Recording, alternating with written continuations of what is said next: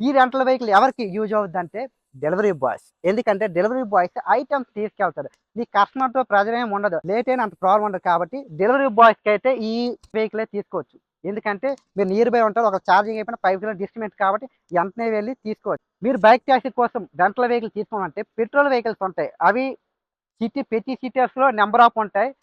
మీరవి గూగుల్‌లో కొట్టినా, మ్యాప్‌లో కొట్టినా, అందులో కొట్టినా వస్తాయి. సజెస్ట్ చేస్తది. మీరు తీసుకొని ఒక ఎక్స్‌పీరియన్స్ చేయండి. లేదు భయ్యా మాకు తెలియదు అనుకుంటే నేను దానికోసం కూడా ఒక వీడియో చేయమని కింద మీరు కామెంట్ చేస్తే మాత్రం చేస్తా. లేదంటే నార్మల్ నేను ప్రమోషన్ కోసం చేశానని మళ్ళీ నన్నే తప్పు అనుకుంటారు. మీకు రెంటల్ కోసం నార్మల్ పెట్రోల్ వెహికల్ కావాలంటే కింద కామెంట్ చేయండి. నేనే పర్సనల్‌గా ఎళ్లి వెహికల్ తీసుకొని 1 డే ఎక్స్‌పీరియన్స్ చేసి మరి చూపిస్తా. అది దాంట్లో ప్రోస్, కాన్స్ అవి కూడా చెప్తా.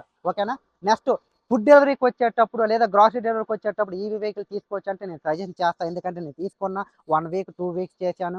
నాకు ఆ తీసుకున్న రెంటల్ వెహికల్ స్క్రీన్ షాట్లు కూడా ఉన్నాయి. దాంట్లో అవి రిమూవ్ చేసుకొని స్క్రీన్ షాట్ మీద వేస్తాను చూడండి. ఇదైతే నేను తీసుకున్న వెహికల్. నాకు రిఫండ్ కూడా వచ్చింది. మీరు దాన్ని తీసుకోమని తీసుకోవచ్చు. కానీ దాంట్లో కూడా మనకి స్పీడ్ వాడు చెప్పే స్పీడు, కిలోమీటర్లు ఒకటే మైండ్‌లో పెట్టుకోండి. నీకు 100 స్పీడ్ అని అనుకో మినిమమ్ 80 ఒక 20 వరకు లెస్ చేసుకోండి. ఇదే మైండ్ సెట్‌లో అయితే తీసుకోండి. దీన్ని ఎగ్రీ అయితేనే ఓకే. ఈ వెహికల్ తీసుకుంటున్నాం అనుకుంటే Zepto, Zomato, food delivery, grocery delivery, food delivery అంటే ఒక బైక్ టాక్సీ కాకుండా డెలివరీ బాయ్స్ ఏవైనా తీసుకోవచ్చు. తీసుకొని ఎర్న్ చేసుకోవచ్చు.